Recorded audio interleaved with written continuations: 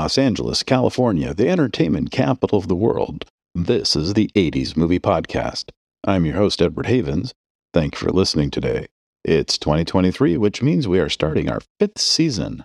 And for our first episode of this new season, we're going back to the end of 1980 to take a look back at what was supposed to be the launch of a new phase in the career of one of music's biggest stars. That musical star was Neil Diamond, and this would end up becoming his one and only attempt to act in a motion picture. We're talking about the jazz singer. As I've said time and time again, I don't really have a plan for this show. I talk about the movies and subjects I talk about often on a whim. I'll hear about something, and I'll be reminded of something else, and after a few days, I've got an episode researched, written, recorded, edited, and out there in the world. As I was working on the previous episode about the War of the Roses, just before my trip to Thailand, I saw a video of Neil Diamond singing Sweet Caroline on opening night of A Beautiful Noise, a new Broadway musical about the life and music of Mr. Diamond. I hadn't noticed Diamond had stopped performing live 5 years earlier due to a diagnosis of Parkinson's, and it was very touching to watch 1,000 people joyously sing along with the man. But as I was watching that video, I was reminded of The Jazz Singer, a movie we previously covered very lightly 3 years ago as part of our episode on the distribution company Associated Film Distribution. I was reminded that I haven't seen the movie in over 40 years, even though I remember rather enjoying it when it opened in theaters in December of 1980. I think I saw it 4 or 5 times over the course of a month, and I even went out and bought the soundtrack album, which I easily listened to 100 times before the start of summer. But we're getting ahead of ourselves yet again. The Jazz Singer began its life in 1917 when Samson Raffleson, a 23-year-old undergraduate at the University of Illinois, attended a performance of Robinson Crusoe Jr. in Champaign, Illinois. The star of that show was 30-year-old Al Jolson, a Russian-born Jew who had been a popular performer on Broadway stages for 15 years by this point, but regularly performing in blackface. After graduation, Raffleson would become an advertising executive in New York City, but on the side he would write stories. One short story called The Day of Atonement would be a thinly fictionalized account of Al Jolson's life, and it would be published in Everybody's Magazine in January of 1922. At the encouragement of his secretary at the advertising firm, Raffleson would adapt his story into a play, which would be produced on Broadway in September of 1925 with a new title, The Jazz Singer. Ironically, for a Broadway show based on the early life of Al Jolson, Jolson was not a part of the production. The part of Jake Rabinowitz, the son of a cantor, who finds success on Broadway with the angelicized name Jack Robin, would be played by George Jessel. The play would be a minor hit, running for 303 performances on Broadway before closing in June of 1926, and Warner Brothers would buy the movie rights the same week the show closed. George Jessel would be signed to play his stage role in the movie version, which was scheduled to go into production in May of 1927. There are a number of reasons why Jessel would not end up making the movie. After the success of 2 Warner movies in 1926 using Vitaphone, a sound-on-disc system that could play music synchronized to a motion picture, Warner Brothers reconceived The Jazz Singer as a sound movie, but not just a movie with music synchronized to the images on screen, but a quote-unquote talkie, where, for the first time for a motion picture, actual dialogue and vocal songs would be synchronized to the pictures on screen. When he learned about this development, Jessel demanded more money.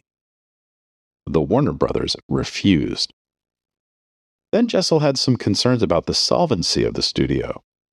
These would be valid concerns, as Harry Warner, the eldest of the 4 eponymous brothers who ran the studio, had sold nearly $4 million worth of his personal stock to keep the company afloat just a few months earlier.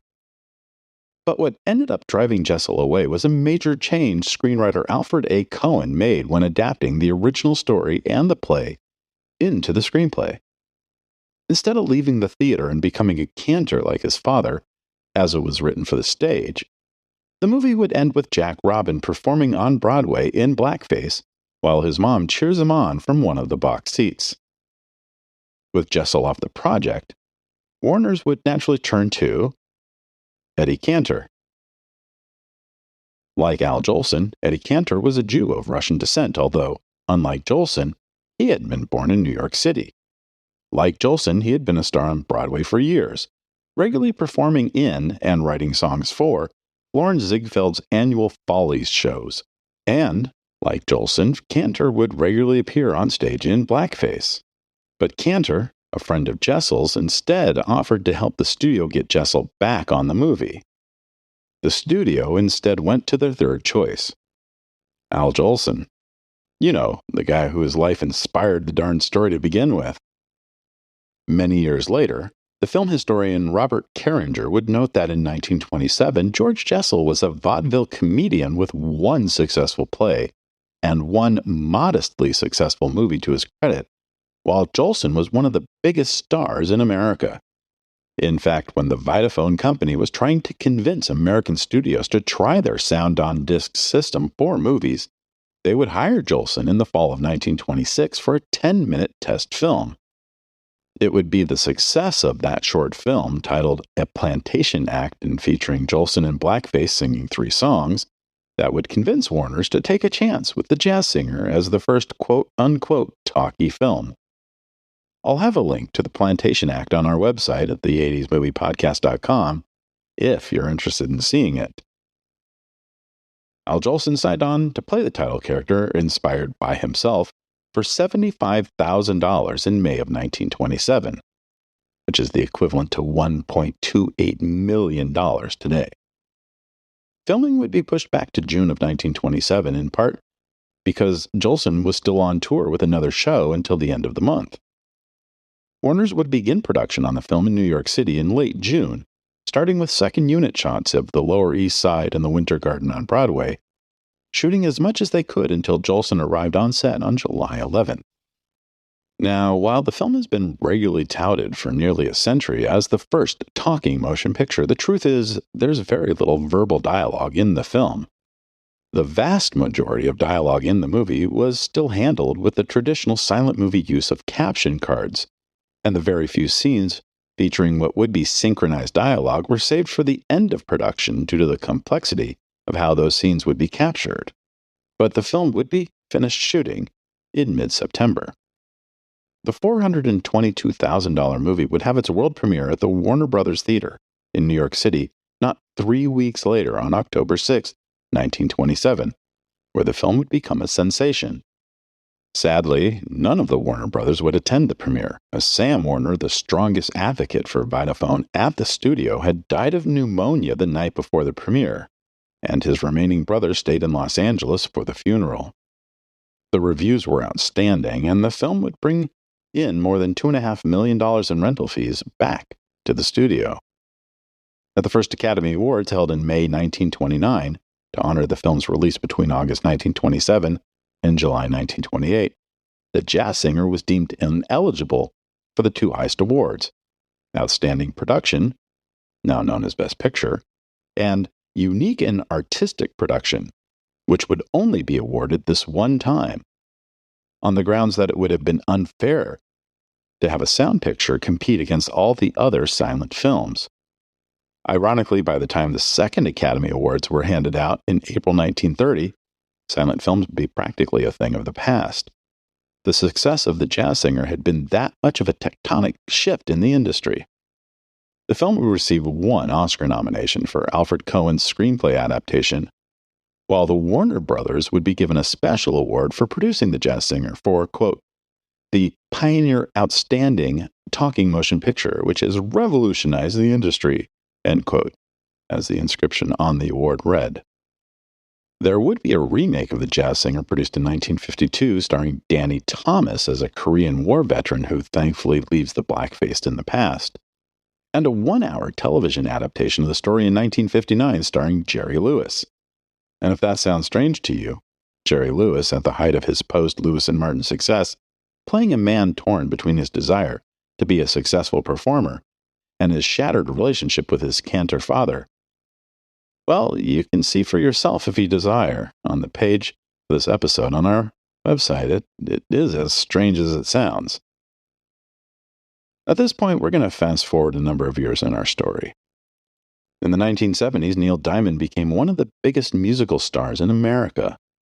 While he wanted to be a singer, Diamond would get his first big success in music in the 1960s as a songwriter, including writing 2 songs that would become big hits for the Monkees, I'm a Believer, and A Little Bit Me, A Little Bit You.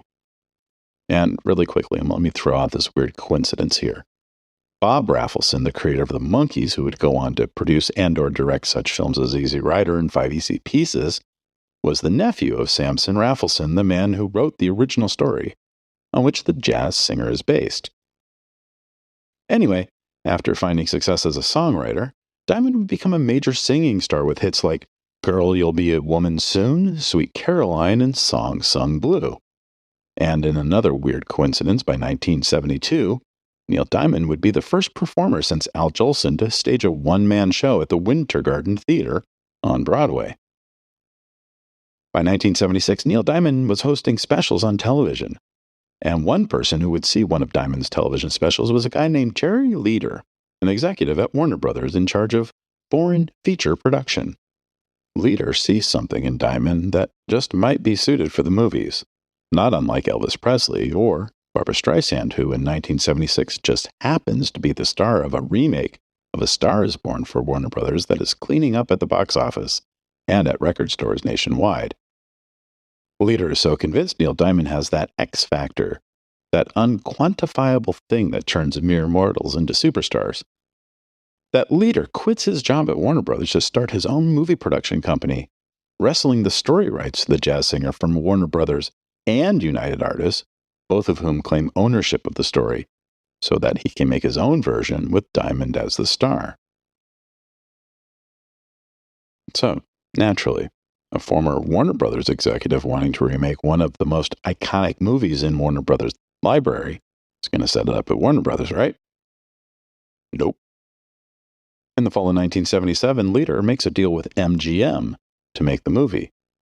Diamond signs on to play the lead even before the script is written, and screenwriter Stephen H. Foreman is brought in to update the vaudeville-based original story into the modern day while incorporating Diamond's strengths as a songwriter to inform the story.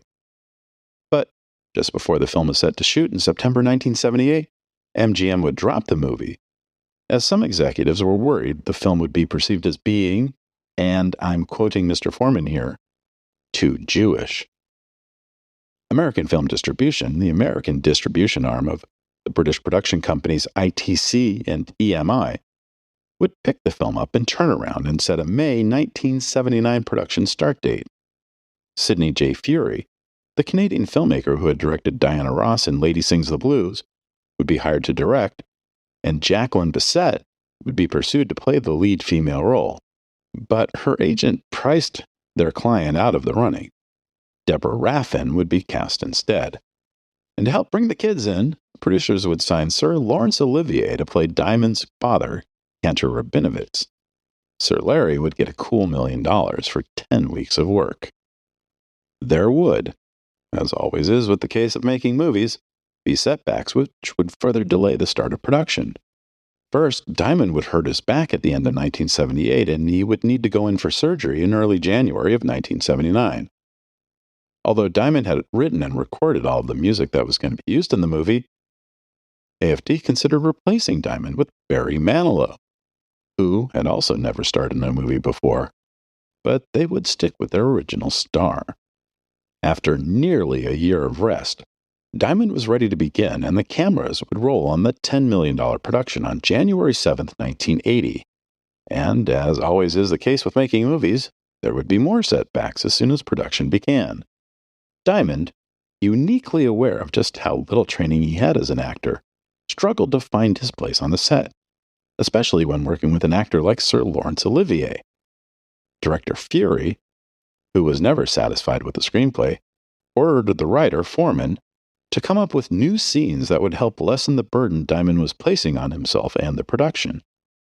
The writer would balk at almost every single suggestion, and he eventually walked off the film. Herbert Baker, an old-school screenwriter who had worked on several of the Dean Martin and Jerry Lewis movies, was brought in to punch up the script. But he would end up completely rewriting the film, even though the movie had already been in production for a few weeks. Baker and Fury would spend every moment the director wasn't actively working on the set reworking the story, changing the Deborah Raffin character so much that she would leave the production. Her friend Lucie Arnaz, the daughter of Desi Arnaz and Lucille Ball, would take over the role, after Cher, Liza Minnelli, and Donna Summer were considered. Sensing an out-of-control production, Sir Lou Grey, the British media titan owner of AFD, decided a change was needed. He would shut the production down on March 3, 1980, and fire director Fury. While Baker continued to work on the script, Sir Grey would find a new director in Richard Fleischer, the journeyman filmmaker whose credits in the 1950s and 60s included such films as 20,000 Leagues Under the Sea, Compulsion, Fantastic Voyage, and Dr. Dolittle, but had fallen out of favor with most studios after a string of flops. In fact, this would be the second film in a year where Fleischer was hired to replace another director during the middle of production, having replaced Richard C. Sarafian on the action-adventure film Ashanti in 1979. With Fleischer aboard, production on The Jazz Singer would resume in late March, and there was an immediate, noticeable difference on set. Where Fury and many of the members of the crew were regularly deferred to Diamond due to his stature as an entertainer, letting the singer spiral out of control if things weren't working right, Fleischer would calm the actor down and help him work back into the scene. Except for one scene set in a recording studio where Diamond's character needed to explode into anger. After a few takes that didn't go as well as he'd hoped, Diamond went into the recording booth where his movie band was stationed, while Fleischer was resetting the shot. When the director noticed, Diamond was working himself into a rage. The director called action, and Diamond nailed the take as needed. When the director asked Diamond how he got to that moment, the singer had said he was frustrated with himself that he wasn't hitting the scene right, and he asked his band to play something that would make him angry. The band obliged. What did they play? A Barry Manilow song. But despite the recasting of the lead female role, a change of director, and a number of rewrites by two different writers during the production, the film was able to finish shooting at the end of April with only $3 million added to the budget. Associated Film would set a December 19, 1980 release date for the film, while Capitol Records, owned at the time by EMI, would release the first single from the soundtrack, a soft rock ballad called Love on the Rocks, in October, with the full soundtrack album arriving in stores a month later. As expected for a new Neil Diamond song, Love on the Rocks was an immediate hit, climbing the charts all the way to number 2 on the Billboard Hot 100. Several days before opening in 281 theaters on December 19th, there was a huge, star-studded premiere at the Plitt Century Plaza Theaters in Los Angeles. Peter Falk, Harvey Korman, Ed McMahon, Gregory Peck, Cesar Romero, and John Voight were just a handful of the Hollywood community who came out to attend what was one of the biggest Hollywood premieres in years. That would seem to project a confidence in the movie from the distributor's standpoint. Or so you'd think. But as it turned out, The Jazz Singer was one of 3 movies Associated Film would release that day. Along with The Jazz Singer, they would release the British mystery film The Mirror Cracked, starring Angela Lansbury and Elizabeth Taylor, and the Richard Donner drama Inside Moves. Of the 3 movies, The Jazz Singer would gross the most that weekend, pulling in a modest $1.167 million, versus The Mirror Cracked's $608,000 from 340 screens, and Inside Moves' $201,000 from 67 screens. But compared to Clint Eastwood's Any Which Way You Can, the Richard Pryor Gene Wilder comedy Stir Crazy, and the Dolly Parton and Lily Tomlin Jane Fonda comedy 9 to 5, it wasn't the best opening they could hope for. But the film would continue to play. Well, not exceptional, at least it would hold on to its intended audience for a while. Sensing the film needed some help, Capitol Records released a second single from the soundtrack, another power ballad called Hello Again, in January 1981, which would become yet another top 10 hit for Diamond. A third single, the pro-immigration power pop song America, would arrive in April 1981 and go to number 8 on the charts, But by then, the film was out of theaters, with a respectable $27.12 million in tickets sold. Contemporary reviews for the film were rather negative, especially towards Diamond as an actor. Roger Ebert noted in his review that there were so many things wrong with the film that the review was threatening to become a list of cinematic atrocities. His buddy Gene Siskel did praise Lucie Arnaz's performance, while pointing out how out of touch the new story was with the immigrant story told in the original film. And many critics would also point out the cringeworthy homage to the original film where Diamond unnecessarily performs in blackface, as well as Olivier's overacting. I recently watched the film for the first time since 1981, and it's not a great movie by any measurable metric. Diamond isn't as bad as an actor as the reviews make him out to be, especially considering he's essentially playing an altered version of himself, a successful pop singer. And Lucie Arnaz is fairly good. The single best performance from the film comes from Caitlin Adams, playing Jess's wife Rivka, who for me is the emotional center of the film. And yes, Olivier really does go all in on the scenery chewing. At times, it's truly painful to watch this great actor just spin out of control. There would be a few awards nominations for the film, including acting nominations for Diamond and Arnaz at the 1981 Golden Globes, and a Grammy nomination for Best Soundtrack Album. But most of the quote-unquote awards would come from the atrocious Golden Raspberry organization, which would name Diamond the worst actor of the year, and Olivier the worst supporting actor, during its first quote-unquote ceremony, which was held in some guy's living room. Ironically, but not surprisingly, while the film would be vaguely profitable for the producers, it would be the soundtrack to the movie that would bring in the lion's share of profits. On top of the 3 hit singles, the soundtrack album would sell more than 5 million copies just in the United States in 1980 and 1981, and would also go platinum in Canada, South Africa, and the United Kingdom. While he would earn less than $500,000 from the film, Diamond's cut of the soundtrack would net him $1 per unit sold, earning him more than 10 times his salary as an actor. And although I fancied myself as a punk and new wave kid at the end of 1980, I bought the soundtrack to the jazz singer, ostensibly as a gift from my mom, who loved Neil Diamond. But I easily wore out the grooves on that album listening to it over and over again. Of the 10 new songs Diamond wrote for the soundtrack, there's a good 2 or 3 additional tracks that weren't released as single, including a short little ragtime-inspired ditty called On the Robert E. Lee. But America is the one song from the soundtrack I'm still drawn to today. It's a weirdly uplifting song with its rhythmic "today" chants at the end of the song that just makes me feel good despite its inherent cheesiness.